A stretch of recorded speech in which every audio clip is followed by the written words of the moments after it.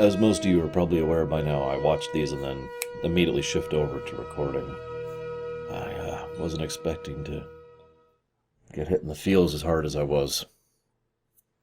So let's start with some a little more dry, shall we? First time we see the big old battleship, Jem'Hadar battleship. Big, horrible, terrifying looking thing. We'll see more of that later. I bothered to look it up. The last time Gamora was in the show was in Season 3, Episode 5. At this point, that is over 2 years ago. This is part of the reason why, like some people, I know some of my viewers have gotten irritable about me constantly decrying the lack of recurring guest stars. But I'm going to keep pushing that point, because it's not that hard to have a character still be relevant, even if you don't actually want to pay the guest star to show up. You could have had Kira mention him. You have plenty of little tiny side scenes where the characters are just talking about whatever before the plot kicks in. Have her looking at a photo. Like, it's a picture of Gamora. He's been trying to make this flower grow, and he just can't get it working. He insists on doing it himself. He could just ask, someone else, but he's been trying to make it grow himself, and it's not been going great. But hasn't killed it yet, so that's something. Little tidbits like that, right? That being said, I do want to mention the advantages of backloaded storytelling. I know I've talked about this before, but as a quick reminder, front-loaded storytelling is like performing a very well-scripted play, assuming it's done well, obviously. Backloaded storytelling is like doing improv. And both have their places, and in fact, I would actually go so far as to say that a good show should actually use both in proper measure. But in this case, Weyoun and the very nature of the Vorta is almost entirely backloaded storytelling. This is actually very obvious going back through the show, where it's very clear they had no idea what they were doing with the Vorta, and I've discussed that as we've gone forward. But now we find out that the Vorta clone themselves, and thus have multiple iterations of each other. So this is now Weyoun 5. And as I talked about, the whole reason for this is because they really liked the Weyoun character, and of course they love Jeffrey Combs, because Jeffrey Combs is amazing. So, now we have Weyoun 5, and he's delightful, the whole episode. He was, we'll talk more about him later. I'm pretty sure, if memory serves, and I'm pretty sure I'm right, Weyoun 5 is the one we will be seeing the most of the Weyouns. Pretty sure. So we have a quick recap, for those of you who don't remember an episode from 2 seasons ago. But then Gamora shows up. Yay! And Kira is so obviously happy and excited to see him. It's actually kind of heartwarming how much this means to her. It almost would have made more if she'd been keeping in contact with him for the last 2 years, but that's neither here nor there. And she mentions the idea of a government in exile. Now, given what we learn later about the fact that the Federation does not actually recognize the current Cardassian government, and the Cardassians in general have no extradition treaty, the idea of a government in exile in here actually makes a lot of sense when you think about it for a minute. I mean, obvious, World War II parallels are obvious, but at the same time, it's not a bad idea, and it's a good way to play at politics, which is something that both the Dominion and the Federation are actually pretty good at. So, fighting in a field that doesn't involve guns, basically. Now, Dukat makes a rather blatant poke at Cisco, and starts to justify and clarify things for himself. And I think this was really the true beginnings of Dukat becoming completely delusional. Now, I'll talk more about that in the future, and frankly, I don't have much to say about it in this episode. I just wanted to mention, I think this is when the writers really started pushing that particular angle, concluding, you'll see what I mean, in Waltz, which we'll be covering later this year. So, there's this really great scene where it cuts to him taking care of Kiriyoshi. Just kind of, I almost feel like a grandfather, and there's just a lot of naked joy in it. It's just good feels, and I have nothing much to add to that. But I lie, because I do have one thing to add to it. So, I can already hear what you're saying. Lore, you're being too harsh on this episode. And on DS9 in general. DS9's amazing and has no flaws. I'm kidding, you're probably not saying that.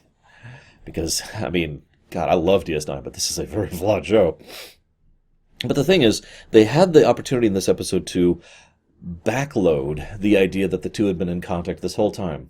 Nope, she never told him about Shakar or anything else. In fact, the only way they've been keeping up on each other, and they discuss this in the episode, is that he's been having intel on her, and she's been getting intel on him. Now, I don't remember how he pronounced it, forgive me. Shrital, I believe? He mentions the idea of Shrital, which is the passing on your secrets as you die to your close family. First of all, can I just say, I love that. That is such a wonderfully Cardassian thing to do. That is so Cardassian, holy crap. And I also have to admit, it amuses the hell out of me to think about how much that could influence or change, let's just say, political as well as personal dynamics, especially if your political opponents are in the family, right? But I love the idea that he wants to do that with Kira. The point that's hammered in over and over and over this entire episode is that they are family. Regardless of blood, they are family. Family is chosen. I've said that so many times in my life. And it's funny, because there's a quote by Hewitt, I believe, who did the teleplay for this episode, who says the exact same thing. This is her family. And it's just nice to see that, this isn't just me projecting, that even the author of the episode, that is to say the teleplay, agreed with the core concept. This is who they are with. And I have this note here that says at least he got to see his granddaughter before the end. So, he has this very strong Cardassian sense of duty. And it pushes him to keep sharing this intel and sharing this information about how the Cardassian government works. Now, I don't think this intel is ever referenced again, which is a damned shame in my opinion, and a huge missed opportunity. Because they could have done so much with this. This could have been a recurring plot thread for her, for Kira. Her insisting on using this information in the future, even if it was just a background element, as a way of not only, helping the Cardassian people, showing how far she's come as a person, that she's actively trying to help the Cardassians, but also in honor of his memory, in honor of the memory of her second father. Nope, never mentioned again. Yay. I do have to mention, though, there's this bit where Dukat and Weyoun show up, and this is actually a surprisingly fascinating scene. So first of all, Dukat mentions Ileana. She's never mentioned again either. I'll just go ahead and spoil that for you. Unless you count the books. Yes, I know that she shows up in the books, and that leads to a whole other thing, and the intendant, and let's leave that over the side. But Grimoire mentions that he might be willing to reach out to Dukat. That he might be willing to make a deal with you, Cardassian to Cardassian. But I won't do anything with you as long as you're with the Dominion. Now, that is a fascinating tidbit for me for many reasons, and I'd like to go through a couple of them, if you don't mind my deliberations. First of all, it's kind of an insight into how, as bad as Dukat is, he's nothing compared to the Dominion. I mean, obviously, there are some people who disagree with the idea that evil is a scale or gradient or all that, but I personally do think there is a difference between, stealing a bit of candy from a store and destroying a planet. Bit of an extreme, but getting across my point, because Dukat is not a good person. He's never been a good person. And I think we've discussed this many times as Dukat keeps coming up. But whatever Dukat is nowhere near as bad as the Dominion. There's a scene, spoiler, there's a scene in several episodes, like say 15 or so episodes from now, something like that, where Weyoun casually mentions wiping out all life on Earth. In the same way that you would mention, maybe I should get fries with this. Like, with that level of how much it matters to you. I mean, I could get some fries, but maybe not. Think about that for a second. That's the Dominion. Really, that is I'm going to bring that moment up when we get to that episode. Because in my opinion, that is the simplest, quickest, most efficient way to get across what the Dominion is. That kind of mass slaughter, just to move forward an agenda. It doesn't mean anything. It doesn't cost them anything. They'll just do it.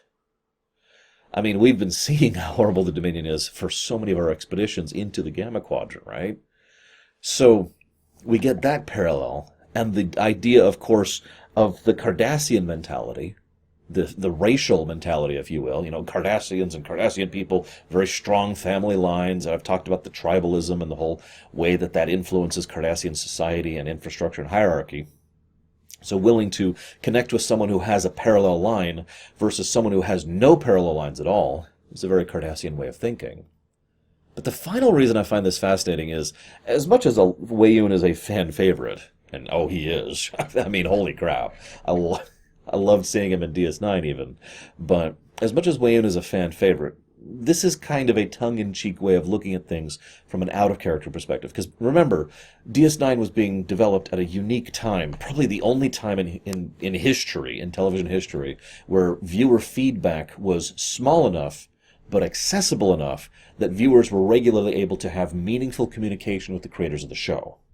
The infamous AOL chats is probably the biggest example of this, but you know what I'm talking about, especially if you were around at this point in time. And it was well known that Dukat was a beloved character that a lot of viewers thought was kind of leaning towards the good guy side.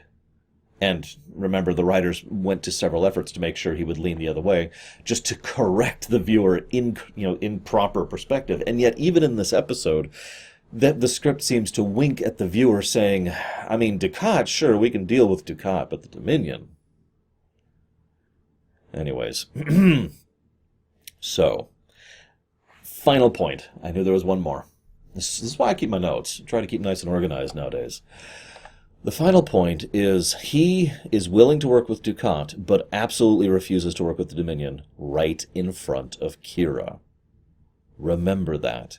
That's going to come up later. So,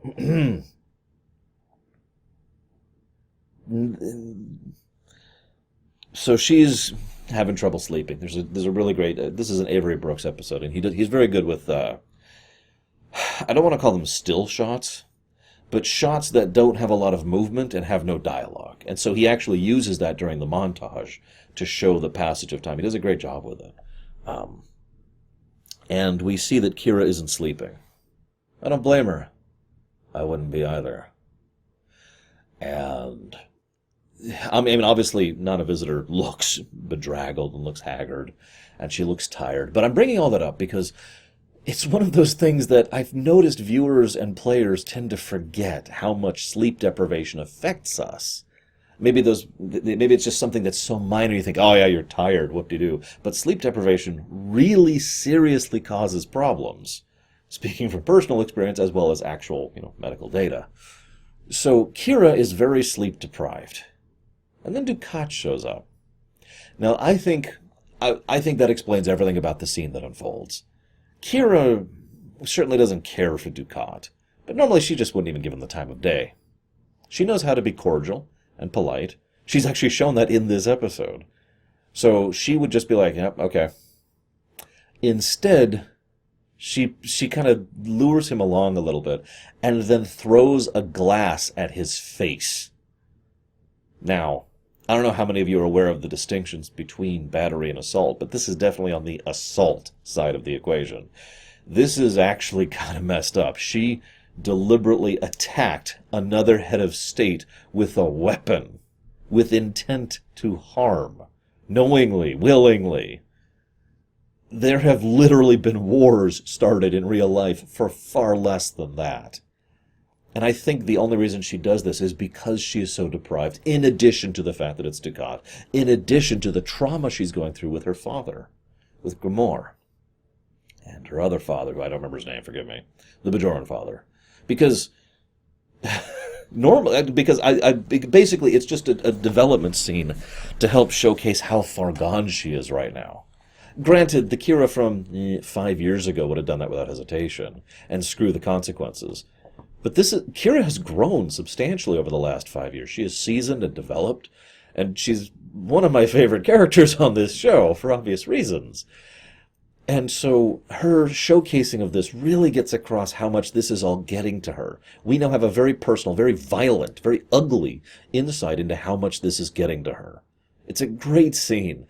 And what I love most is, I know this is going to sound horrible, is Alemo's, or Mark, it's Alemo, right? Oh God, I just had a memory of someone correcting me on that. Let me double check his actor name really quick.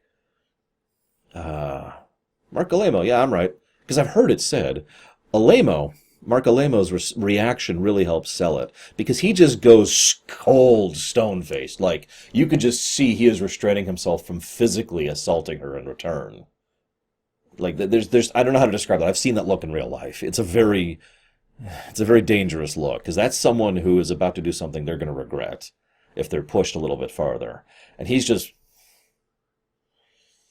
Oh, yeah. That's a fun scene. So then she reads it, and she finds out that he was in the military during a time in which, in a unit, during a time in which that unit performed a massacre. Okay. Now that's horrible. But what I find most interesting is when she confronts him about this, he doesn't deny it. He explains without excusing. It was so easy to hate you, it was so easy to look at you as monsters, but we were the monsters. I was wrong. We were the oppressors. We were in the wrong.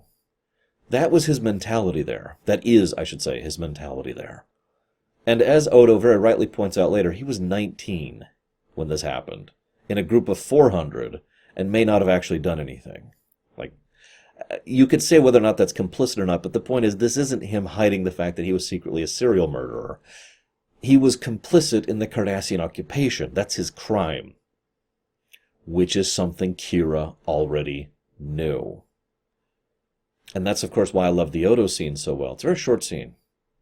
But precision just slices right through all the bullcrap to get right to that point as quickly and efficiently as possible. This isn't about him or his record. You knew that. You could have looked that up yourself if you gave a damn. No. This is about something else. Now, he doesn't know exactly what, but he doesn't have to say it because that's not the point. I'm not here to tell you to do anything. That's what you're telling yourself to do. And that's one of the reasons why I like Odo a lot as a character, because he's really good when he actually bothers with these interpersonal relationships, especially now that he's really been working on that for the last few years. There's this nice little tidbit, before we get back to the drama, where Dukat is given the extremely poisoned Kanar. And Weyoun is just loving all of this. Like, he loves games. It's all... And I think that helps to explain the whole wipe out all life on Earth thing. Let me rewind a second. How many of you have ever played a strategy game? Board game, pen and paper, like Warhammer or MechWarrior, or something along the lines of, say, a video game, like Warcraft or Age of Empires or whatever. Now, how many of you love those kind of games? And I'll go ahead and raise my hand on that. That's Weyoun. That's his perspective. The problem is, you could see why that's so horrible. Imagine if the next time you're playing, insert strategy game here, all those people that you're ordering around, and imagine they're real people, and that's kind of where Weyoun's at. Except you, a rational, reasonable human being, would probably look at that and go, because that would mean something all of a sudden. They're not just units on a board anymore. But that's all they are to Weyoun, is units on a board. And then, of course, because he, just for fun, he tries the extremely toxic... And I love how both Cisco and Dukat are just like... Now, it's funny, but it also gets across the point. Once again, the contrast between Dukat and the Dominion is made clear. Dukat plays at games, and may or may not succeed at them. Weyoun effortlessly brushes them aside. The Dominion is simply in a much higher weight class than the Cardassians and the Federation. So, we see the flashback. We've actually been seeing a couple flashbacks as we go. And we see Pharrell. It was good to see him again, actually. Same actor. Oh my God. So I'll give you that, DS9. Seeing him again, that's awesome. That's exactly what I want from that kind of continuity. And he goes and they fight, and they go, and she misses his death. And she finally... There's an episode of Babylon 5. I don't remember the episode. Please forgive me. It's a minor spoiler, but basically there's an episode where a lot of refugees from the war front are showing up at the station, Babylon 5. And they ask the ugly question, what do we do with triage? Because there are some people who are simply beyond help. And the idea is, well, then we should just leave them to die where they lay. But at the same time, that's really inhuman to do that, isn't it? It's an actually wonderfully horrifying dilemma, because no matter what you do, you are screwing someone over, and no matter what you're doing, it's wrong. One way or the other. You're either trying to help who you can and leaving the others to rot, more or less literally, or you're trying to help everyone, and you're going to fail at helping as many. But there's a quote that's stuck in my head about that episode that's just been ringing in my head ever since. No one deserves to die alone on the cold metal floor. Which brings me to this episode. Gamor, he's done all he can. He's shared his information. He's passed on his legacy, basically. He's handed his legacy to Kira. It's a good thing we'll never see that again. And he's alone. And Kira finally brings herself to go in there and face that, because, as she herself says later, she just couldn't. Like that, because that was really what it was about. She doesn't even have to say it out loud. I love that. She doesn't have to say it out loud. She just couldn't face that. She didn't face it last time. So how could she face that again? Her father died when she was away, calling her name, alone, on the cold floor. Now, this may sound callous, because in the realm of pragmatism, who cares, right? I mean, he was beyond 8 anyway, so whoop-de-doo. Might as well euthanize him, right? I want you to imagine, if you will, I want you to imagine being that person.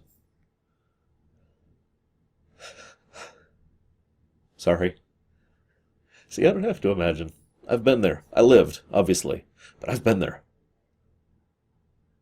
I want you to imagine being on cold metal, utterly alone. I want you to picture what that feels like. Because no one's there, and no one's answering. I want you to imagine the despair, the desperation. We as human beings are social creatures. We have to connect with others. We have to. Otherwise, we are literally just animals. And when we are at that low point, we don't want comfort or food or water or even air. What we want is another person.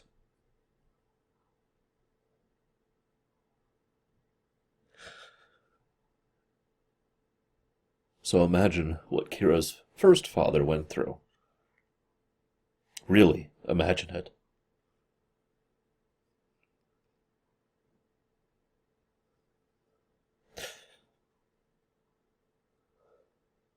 Thankfully, her second father did not have to go through that. I'm sorry, it's taken me so long to talk. I'm trying to keep tears out of my voice. It's taken some effort. Because he had his family with him. He had someone there. He could feel her. He could touch her, literally. She was laying on his chest. He knew that was present.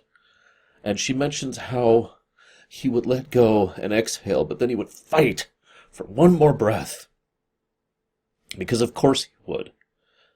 Because she was there. He had a reason. He had a reason to.